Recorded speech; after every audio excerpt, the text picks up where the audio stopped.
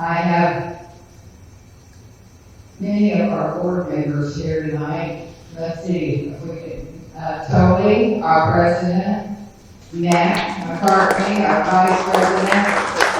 Let's see. Will some of my other board members stand up? Suzanne's not here. She's the treasurer. Alice is here. She's the corresponding secretary. Barbara is here, and she's sitting over there. Barbara is the recording secretary. And then I have the best of the very best. These girls work at the museum. They do the jobs that we should be paying people to do. But we've got Gloria Avery, Linda Britton, Tonette Henry, and I know there's somebody else here. Raise your hand if I missed you. Judy Woods. Oh my gosh, I can't forget Judy. Judy is very beloved by all of us, is fighting cancer, and we are so glad to see you tonight.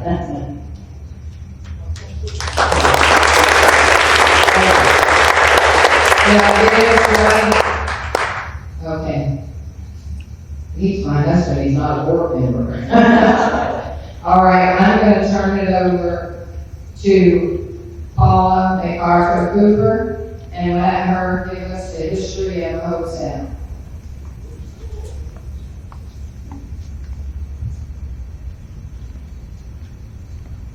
Hello, everyone. I have to figure out where to keep this. Paula McArthur Cooper. My parents moved to Hobe Sound in 1952. I started school in the two-room schoolhouse there in Apollos. Olivia, I guess it would be called. And there were two of us in first grade. Boy Callie, who's not with us anymore, and myself. I moved away, I traveled a lot of different places, but I always knew I was going to come back to Hobe Sound. And when I came back, I realized there was nothing, there was no history, there was nothing that told about Hobe Sound. So when I came up with the idea, it was going to be a very small book. And then I started gathering things up, and I knew who to talk to, and I wish I would have done it 10 years sooner, because I would have been able to get more information. But Hobe Sound started, it was just a sleepy little town, and we're lucky we kept it that way. But the history of Florida goes way, way back. Now, this is not in the book. Is it too loud? Yeah. Down? I talk too loud anyway. I can probably talk about it. But this is one of the old maps of Florida, which is very, very interesting, I believe. Then, this actually shows, and this goes back to like the 1800s.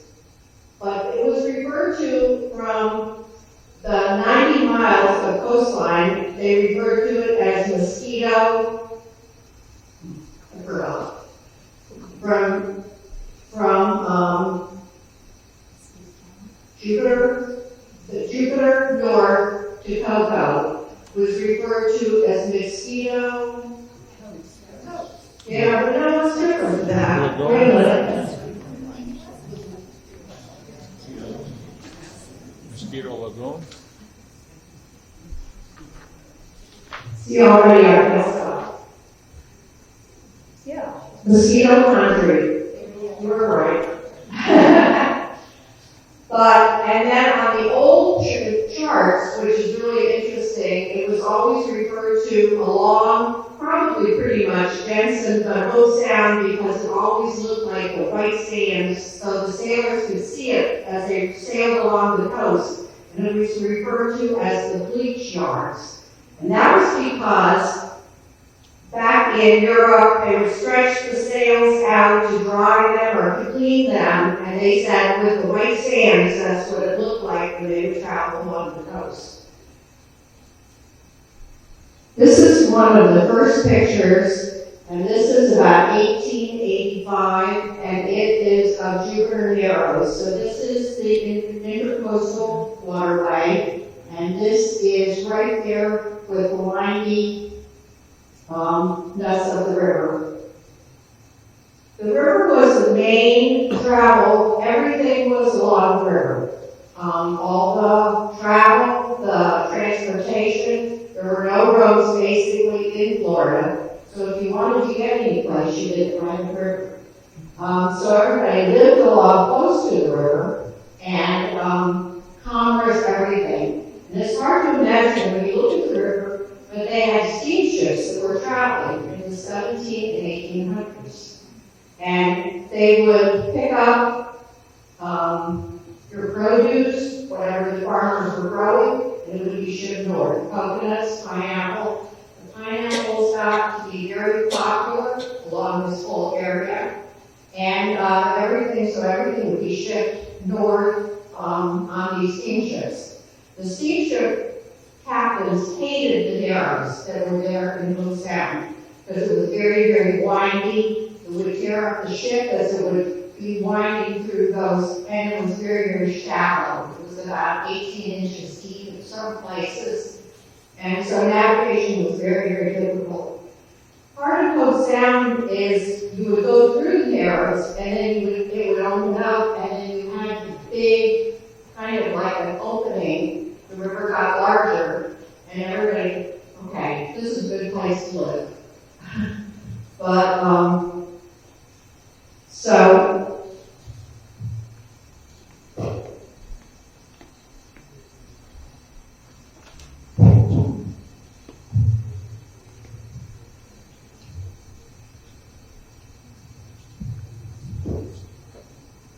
the Gomez Grant was very important, which everyone talks about the Gomez Grant. The Gomez Grant was actually 12,000 acres, which was given to Gomez, who probably never set foot on the property, but he was an entrepreneur, and because of this gift from the King of Spain, he was given this land, and in 1821, he sold 8,000 acres for $8,000. The following year, sold 4,000 acres for $4,000. So he was making money, not a bad gift.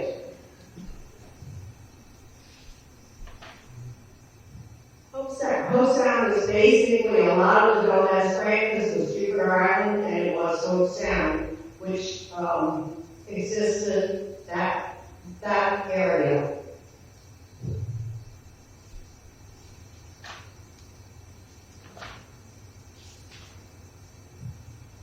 In 1855, the Jupiter Lighthouse was built, which really isn't Hobe Sound, but it was very significant because that was kind of like where all the steamships would stop. That was kind of the port hub.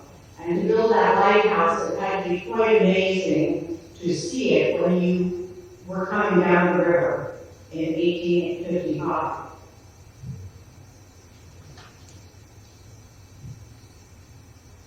Before the steamships, there was also sailing ships that would go from Waverland to Jupiter selling steak and supplies to all the people that lived along the river.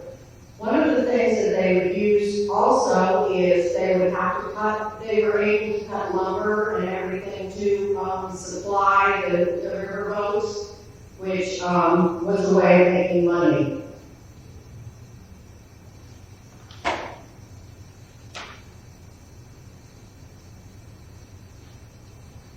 This picture was 1890, and it was by Seth Shelton, and it shows the narrows.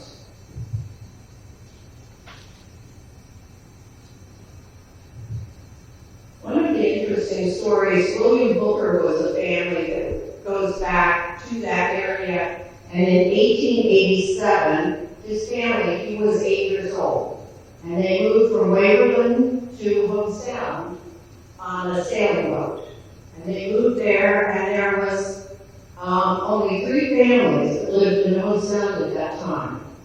And he tells how they found a house that they could move into, but then the railroad was coming down through there, and the house just happened to be sitting right where finally wanted to build a railroad. So they hiked up the house, moved in, off the railroad, and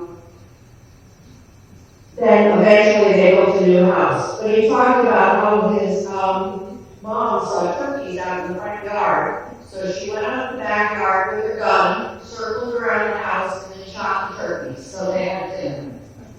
The first schoolhouse in Hobe Sound was built in 1895, and it was one room, and it sits along the railroad track close to where Jenkins Landscape Building is now.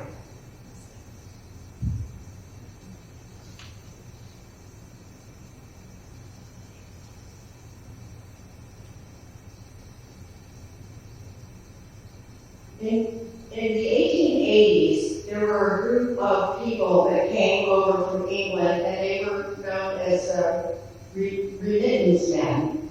They came to Hobe Sound to farm and to just have a different lifestyle. So that's where the pineapple fields and so much of the farming and everything. Everything was pretty much covered on John Dickinson State Park all the way through Hobe Sound. Were all fields. And on Jupiter Island. Jupiter Island was a little harder because there was no way to get over there. There was a man named Tiny Hart, and he had farms on both sides of the river, and he would swim his mules across the river to the fields over there.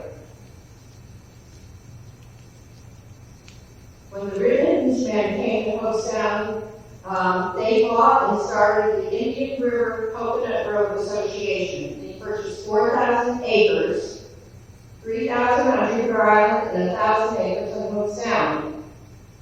In England, the firstborn would inherit the castle, the estate, whatever they have. The second one would usually join the army. The third son would join the church. By the time they got to the fourth, fifth, sixth, they had to head out into the world and find another life. But they all came from very good families, and they had money. So when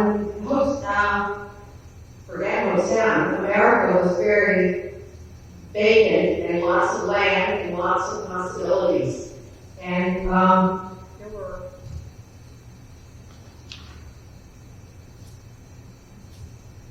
there were probably 1,000 of these young men or businessmen who lived in the Orlando area who started the citrus business. In 1892, a company of Englishmen came down the river on a fishing trip and fell in love with Jupiter Island and Hobe Sound. And they were from Yorkshire, England.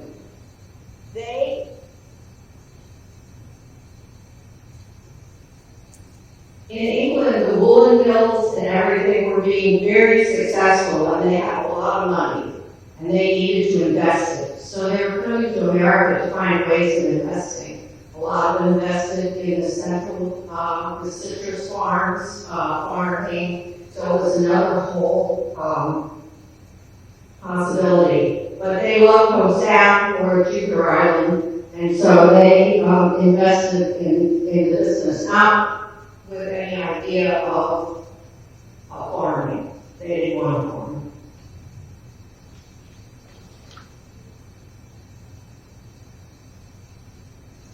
They purchased the Gomez Ranch and the Indian River Coconut Grove Association, and they formed the Indian River Association. The worst thing that happened in 1898 was the big freeze, where there were actually icicles hanging off the water tower that stands on the top of the hill. And that was like devastating, because it really froze up all the farming and everything. And there was a lot of resentment between the Yorkshire men and the remittance men, and so they weren't crazy about each other. And so Mrs. Henry Stokes, she converted her house into an inn and started renting rooms.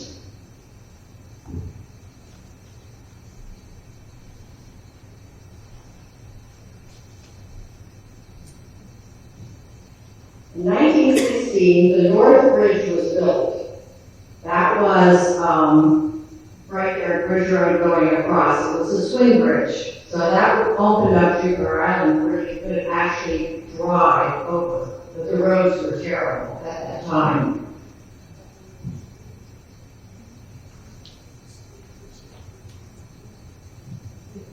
When Indian River Association first bought and invested in the area, Jupiter Island was called Hobe Sound East. And a lot of the people on Jupiter Island still, they don't say Jupiter Island, they say Hobe Sound. And it's kind of like a little secret, you know.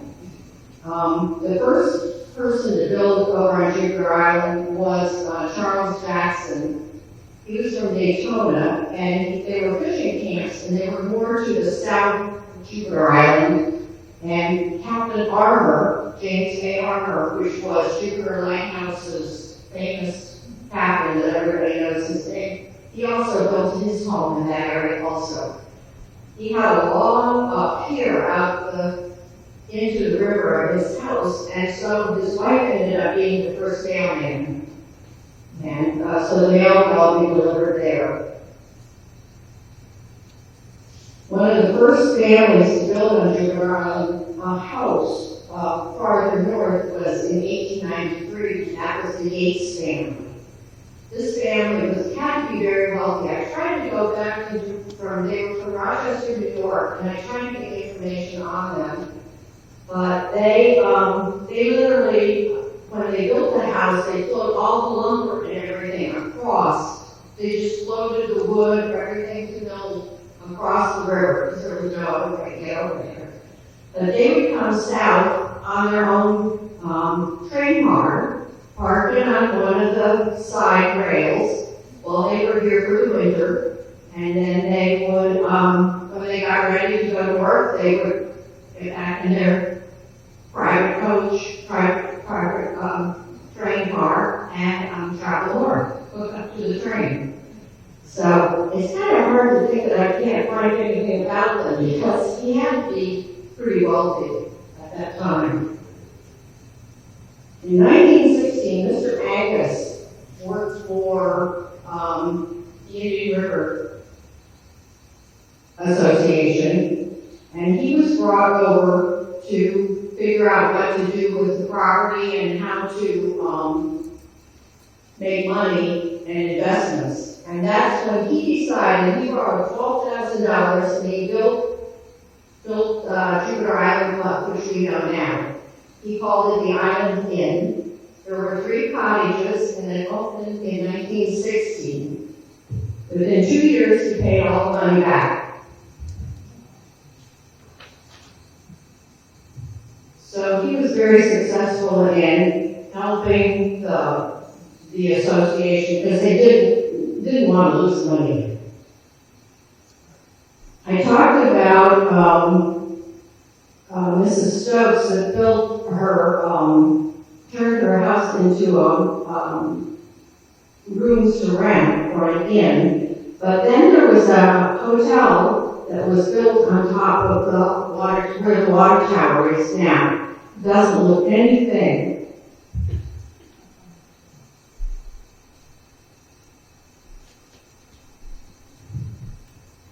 This hotel was built in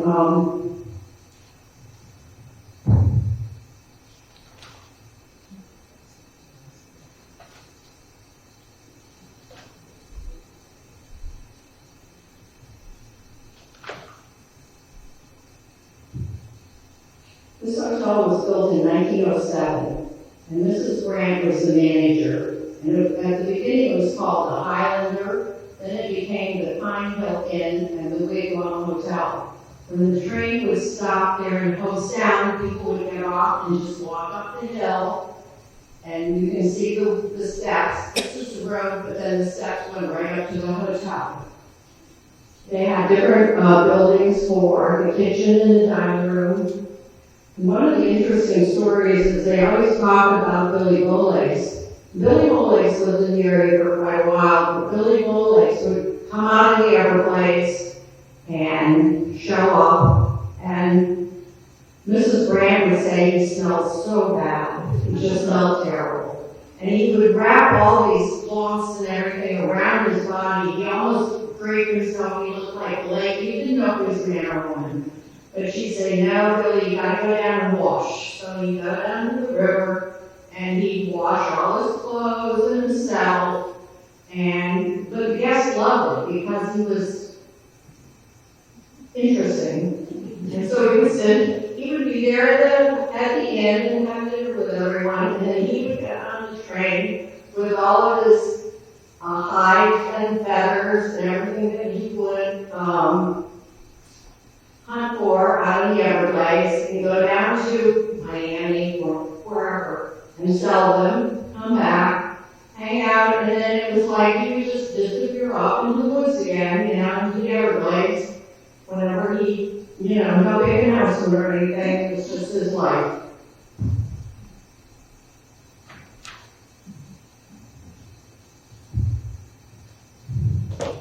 Some of the things about Hobe Sound that are kind of interesting, and what's really interesting, a lot of it has not changed.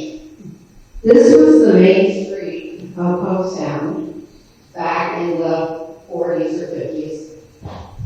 There was a second floor. This is where Taste Restaurant is now, and this was St. Andrew's Grocery Store. But at first it was just Taste Restaurant. Taste Restaurant had a second floor. But in the 33 hurricane, that was destroyed. I have a picture of it.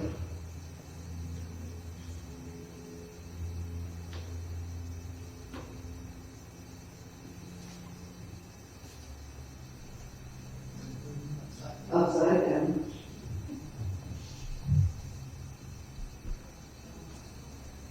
This is what it looked like in the 20s, and it was a drugstore. But in the 33 hurricane, the second floor was taken off, and where Diamonds is on the corner, they had the second floor on those buildings also. And that hurricane did a lot of destruction in our area.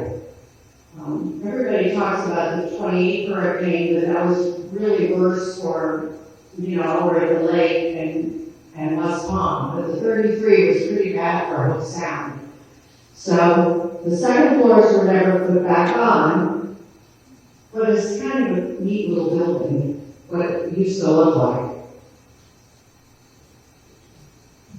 Part of the development with the Indian River Association was making it a place where they could sell property, so they created their own water company, power plant, and this was actually the original picture back in the 1920s. And these had big generators and engines in there that did all the power for Hobe Sound.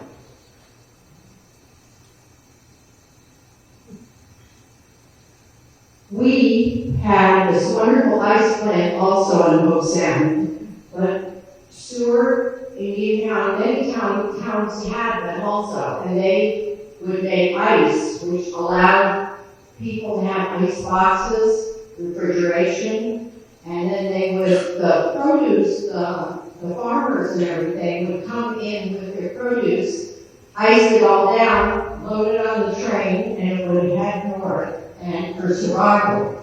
Then they also were able to take all the seeds back in that era. The farmers would have to ship all their seeds north for the summer, so they would not germinate. So with this, they would be able to store them locally, which saved a lot of money for them.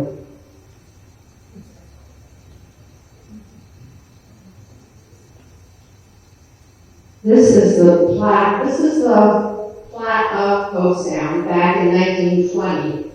The property was laid out with all the streets, everything, because they were hoping to really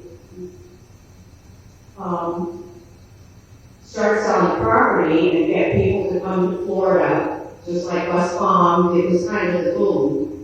Hobe Sound wasn't catching catching on very quick. And so the people, they invested in more money. They go, okay, let's make this more enterprising.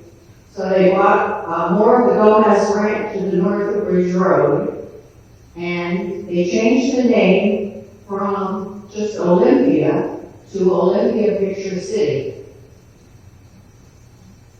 Martin, who was the governor at that time of Florida, in the preceding years he was running for mayor of Jacksonville.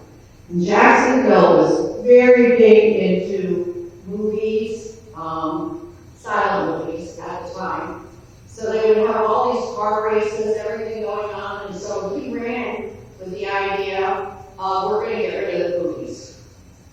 And he won. He had a third grade education basically, but people loved him. So he went on to run for governor.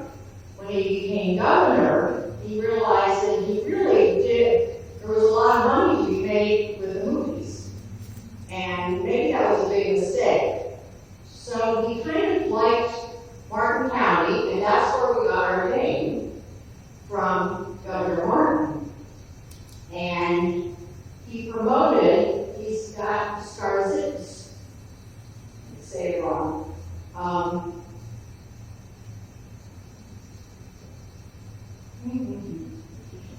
He was a big silent picture movie producer. Look at it. His sons are very famous. We know all the sons now, but he was big into silent movies. But silent movies were on the way out. So he made a deal with him to be the spokesperson and promote Picture City. And they were going to build a movie production companies, everything here in Martin County. A lot of other towns and everything bid for it, but they won it. And they paid him like $500,000 to be the spokesperson.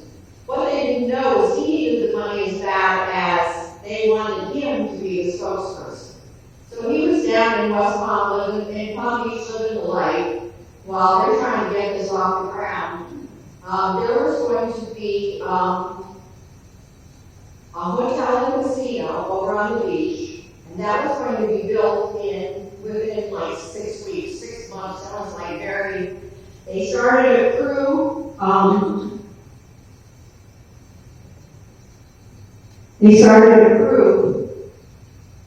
of 100 men, and when you go along and you can see the light post.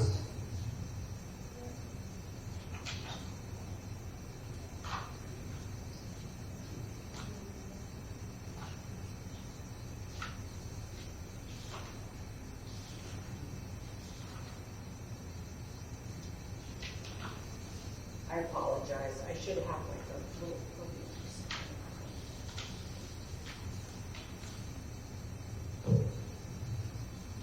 At the time, New York City was where they did all the movies splicing, all the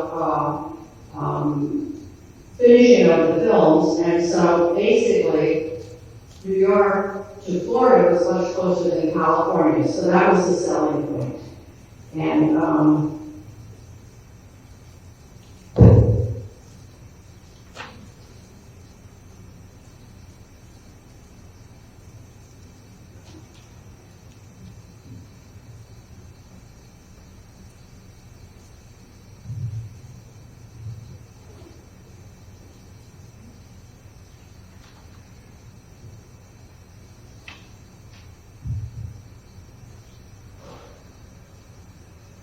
And workforce of 100 men.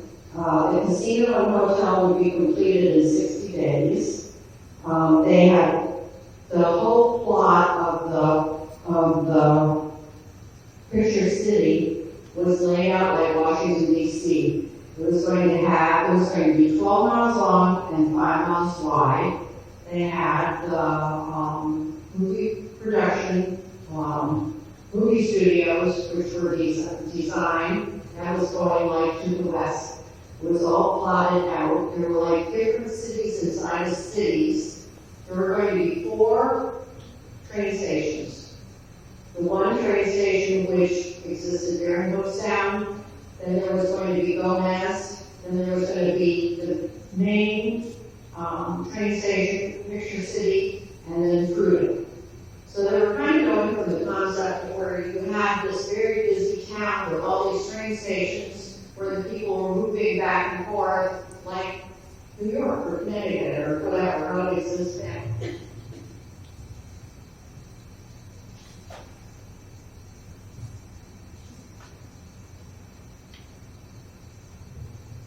They had designed the streets so they were going to be 100 feet wide, and all the streets, inner streets, were going to be 50 feet wide. There were going to be parks everywhere throughout the town. They had already, legislation in Florida had approved the application for the charter and incorporation of the municipality. Construction had started on the road over to the beach, where the hotel would be. There were numerous names for the different sections of the town as it was designed.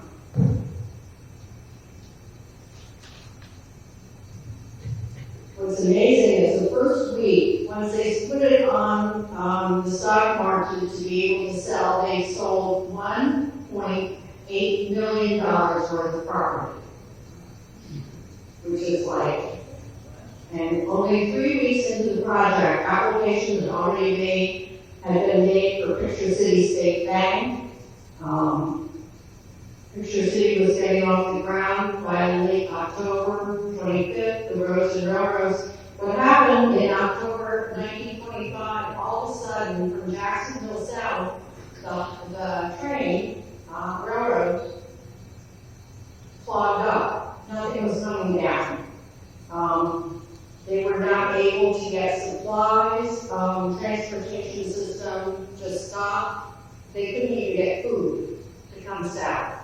And it was almost like the crash, the market crash, but also the railroad, the being able to get supplies down to Florida and within all the towns down here. And they just kind of said, we're going to move to Florida and we can't even get food.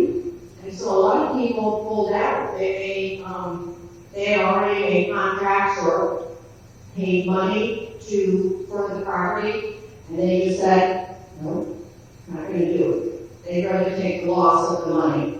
So as fast as the development started, that's how quickly it stopped. It was just over with. So a lot of people lost a lot of money.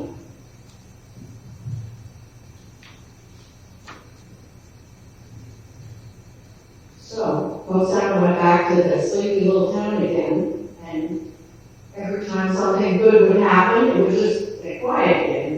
In 1937, the Reeves came to Hobe Sound, and they had come from Connecticut, and they rented that place over on Jupiter Island, but they really fell in love with the island.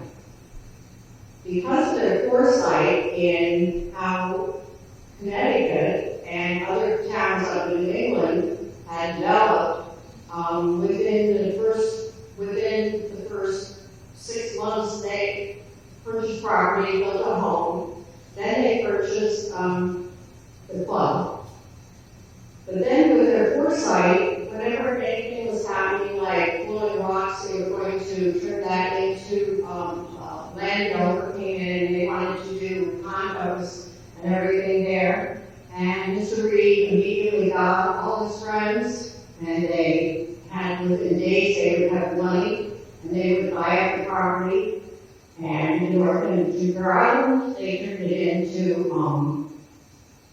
National Seashore, which lots that, which you're not going to go far from north with the road.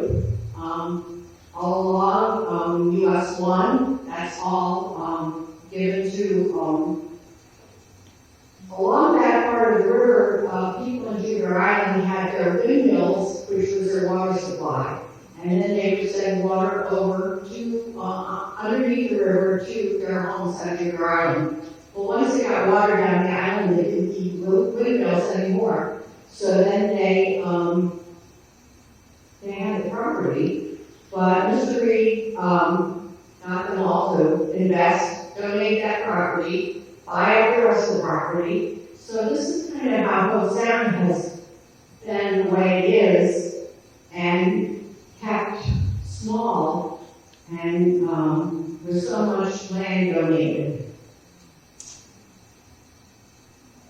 I'm thinking I'm probably out of time. How am I doing? I do have 25 minutes? Okay. Usually I get talking so much, I was kind of like speeding it up a little bit. Oh my goodness. I definitely have more pictures. This is actually a picture of Jupiter Island back in the 30s. And you can see this is the golf course, the openness, the lack of trees. And now there's so many trees that you can't really see like you could back then. Just the property.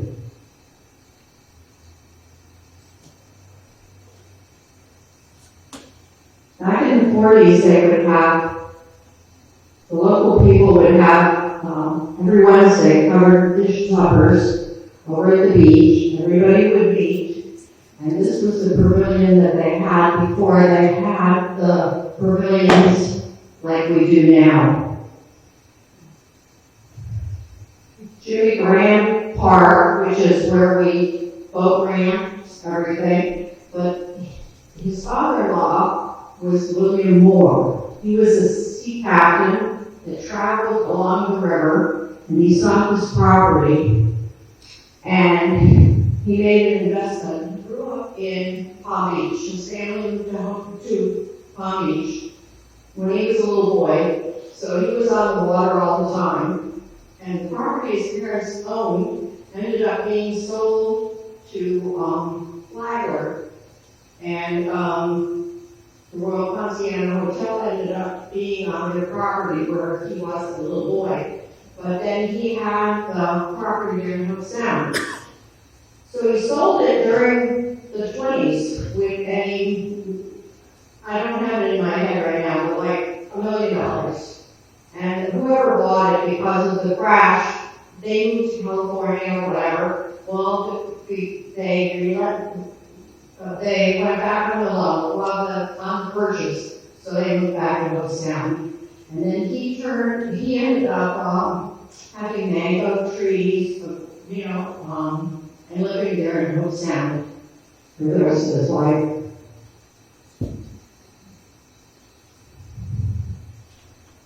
This is actually what Olympia, or the first plat of Hobe Sound, looked like with the original streets and the river before it was straightened out. The Corps of Engineers came in and straightened the river, which was the Narrows. As you go down the river, you can see like the little tributaries that go off to the sides in different directions, but that was the original river. That was how the original river went. And then the Corps of Engineers came in and straightened it.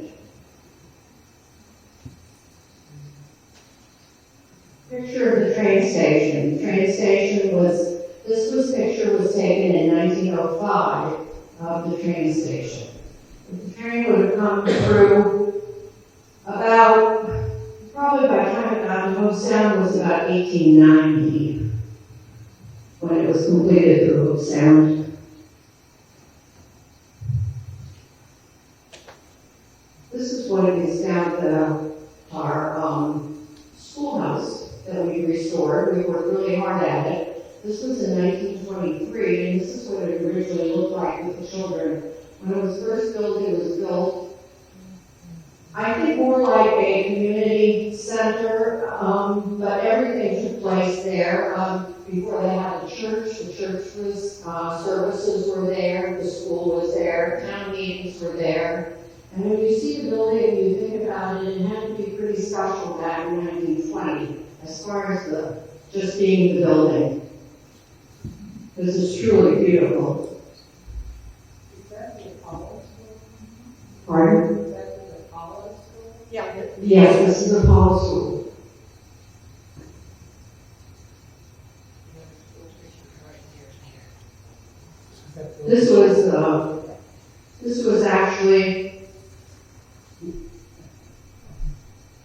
in 1955, 56. This was on the cover of the PTA flyer to get you to come join the PTA. Two-room schoolhouse. We had a stage out on the front, in the one classroom, which Sue Martin and I absolutely loved. We put shows and everything on. The Lester family who had the Lester family who came to town in the 1920s, 25, I think. They built the ice plant. And when they came to Philadelphia. She was a missionary in the ministry, very religious, very committed. And when they moved to Hobe Sound, she just said we need a church. And so they were like the really people pushing to get the Presbyterian church built, to start a church. They first met here in the schoolhouse.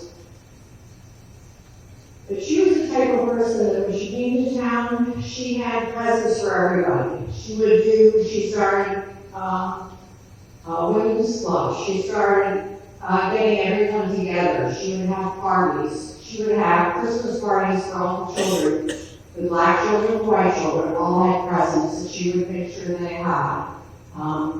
If she went north, when she came back, she had presents for everybody. Everyone absolutely loved her.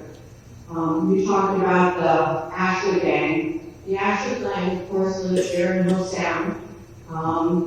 The cemetery is in Mary Sands, and that was where their home was. It's right there where the cemetery is now. When the Ashley gang were killed, no minister, nobody would do the funeral for them. And so Mrs. Ashley asked Mrs. Lester if she would come and do the service. And she grabbed her little black, she had a little black bag, she grabbed her little black bag, and absolutely, and she did the funeral service for the family. So that was just the kind of people they were. So very, very much loved back in that era. So in the book, there's a lot of pictures of them because they had these big fancy cars. It was like, and somebody said to me when I did the first book, they go, why do you have the pictures of the cars? And I go, because men love cars. And you think about these cars that were here in 1920s in Hobe Sound. It's pretty cool, you know? So beautiful cars. Any questions?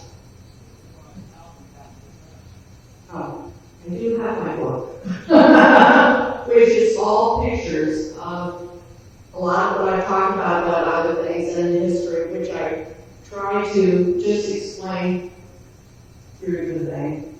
Yes? Tell us about your family history at the motel. Oh, I was going to start with that and then I forgot. Some of you, I'm quite sure, had my mother as their home ec teacher, Paula McArthur. She was famous. I think she started teaching in about 1965. And there were two home ec teachers. And she ruled with an iron fist. Everybody goes, oh, your mother was so wonderful. And I go, yeah, she was tough as tails. So, but Mom and Dad we moved from Michigan in 1952. Dad sailed on the Great Lakes, and they bought the restaurant, which is now Mary and David's. And we struggled. Dad said, I guess we can do this, you know, but he loved the beach and wanted to go swimming every day, and he did. He'd go swimming, he'd go to the beach twice a day usually, and go swimming, and go fishing. And if he got too busy at the restaurant, he'd close up and go to the beach. Way too busy, can't do this. And especially when Mom got school, then he really did head to the beach more often. But we all grew up right there in the corner. So, any other questions? Is the school still there? Huh? Is the school still at Hobe Sound? The Paula School? Yeah. Where is it? We worked really hard at restoring it. It's kind of like It's on, Cirrus, but yeah, it's Apollo and Cirrus where it comes in. It would be, what's the landmark? Taste Restaurant, it would be like a block west of Taste, or A1A, along where the railroad track is. Pardon? Yeah, behind the fire station. It's a little, yeah, it's a few blocks over in there, but that's all where the fire station is, over the railroad track, the ballpark, that's all that was the original part of Hobe Sound. And the older homes that were built in there, they were kind of like spec houses back in the 20s built, with the idea of getting people to come to town, to invest, to be able, Is that the reason what's that man right there with the ballpark is? They didn't, not at the beginning. That was, Somebody said they didn't sell it just to anybody, just made family that was already there. they actually, well, that would have been, they ended up buying up all the property. That was like an investment where things were turning over. They bought Jupiter Island Club. They bought up all the property, which was part of the, and they formed the Hobe Sound Association, Hobe Sound, Hobe Sound Associate, anyway, but she owned all that, and she would not sell property. So any of the property that was owned by the Reed family, which was within the Olympia Township, the little town, any place, it was not for sale. Unless you worked for her, yeah, you might be able to buy one of the lots or something, but very, very careful. When she passed away, then the property went up. Then they started selling the property because the grandchildren wanted money. They wanted their plus. Yes. Can you pinpoint where Fuda and Olympia were? My recollection was Fuda was about where A1A crosses the railroad. That is. Mm-hmm. That would be Fruta. And Gomez would be about where Petway is. Okay. So when they were planning 4 train stations, the Picture City train station, and I have a picture of it in the book, which shows it, but it would have been where Osprey is. And the design that I see, when I look at the map and the layout, it looks to me like they were planning a road going across the river at that point, also to the beach.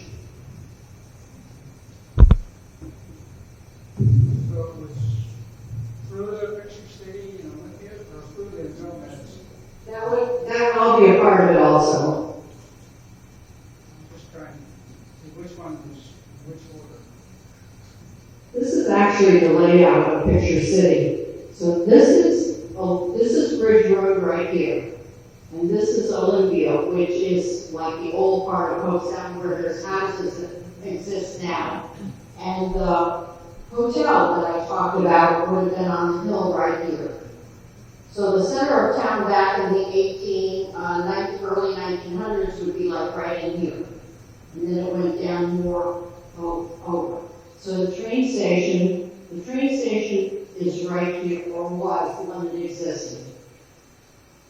So then they kind of had it here, which is your position. So this is the way the streets were going to be designed going out.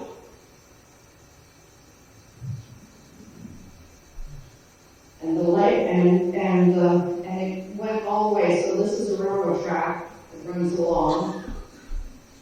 And this would be out, this is like Fruta.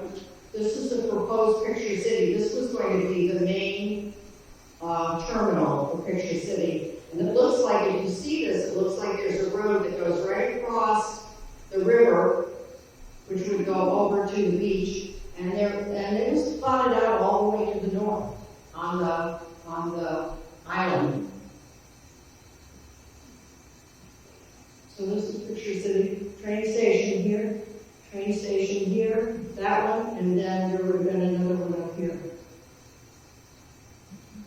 And then, and so, like at the time, US 1 did not even exist. So US 1 basically, because here's Banner Lake, if you did it, US 1 would be right in here.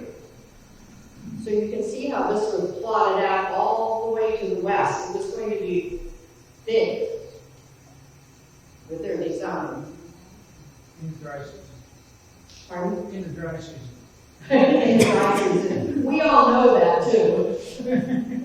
I remember back in the 50s, Ponciana Gardens, when you drove in there, it was all underwater. You would only get, in Ponciana Gardens, you would only get like to the first little V in the road thing, and everything else was flooded.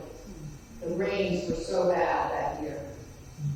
I think we said it rained for 28 days straight, and we stopped. So, yeah, I keep waiting. There's going to be people with a lot of water around their house if it ever starts raining again like it used to. Any other questions? Yes. What was in some of the buildings just south of Taste Restaurant? Because they're quite handsome. The one, in Taste Restaurant, when the first, like this picture, and you can see where it was just like half of Taste Restaurant. And then, St. Ange Grocery came in and they added on to it and made it bigger, and that was their first grocery store. Then, when the hurricane came, took the roof off, then I think they restored it. I'm not sure, but then the building on the next block, that was the new grocery store. And that grocery store, they had delivery trucks. They had 12 people that would just take orders. They had a full butcher shop in there. You could get anything that you could imagine that you wanted here. Wines, exotic wines, chocolate covered grasshoppers. I mean, anything that anybody on Jupiter Island wanted was available. And the butcher shop was, you had, like, people go, how do you exist? And it's like we had a full butcher shop there in Hobe Sound where you could get the best quality meat you could imagine, you know. So, and then when the grocery stores came in, it really it ruined their business. But they had delivery trucks that would deliver. Basically, they catered to Jupiter Island, and they would do the deliveries. We poor people walked and went and bought our groceries,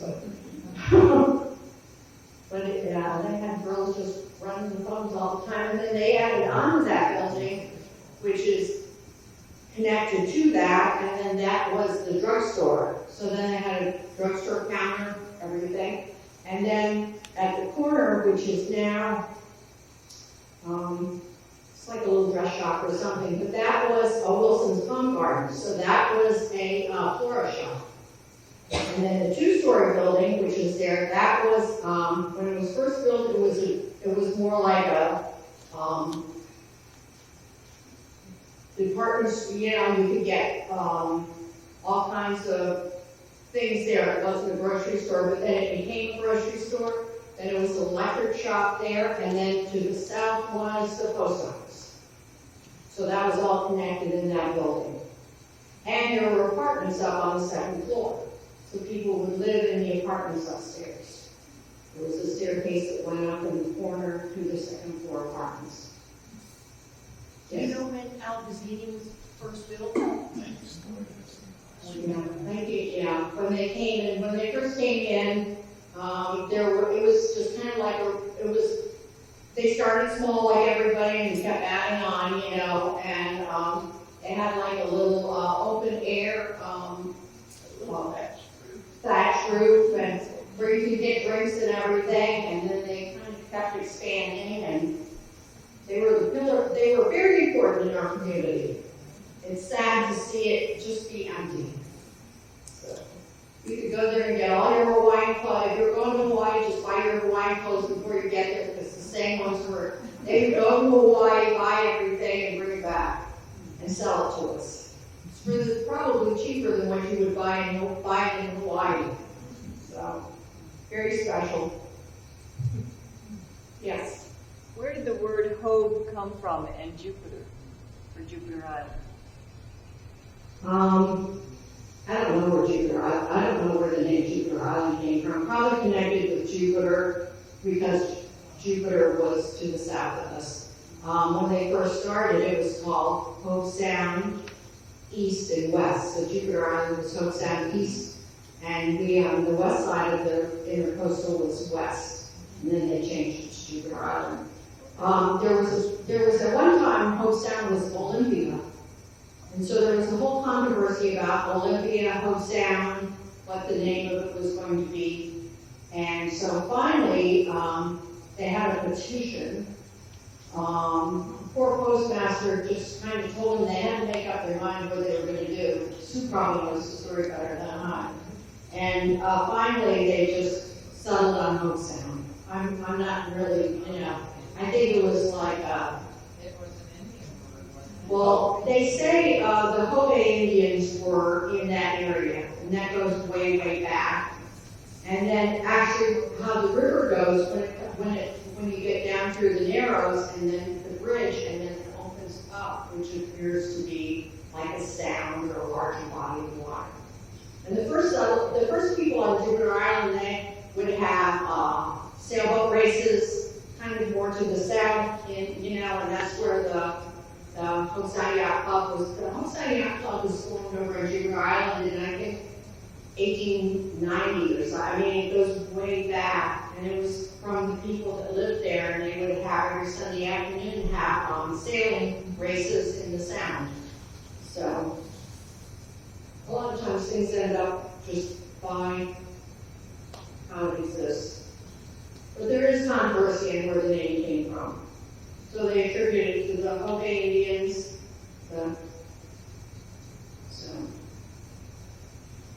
Anything else?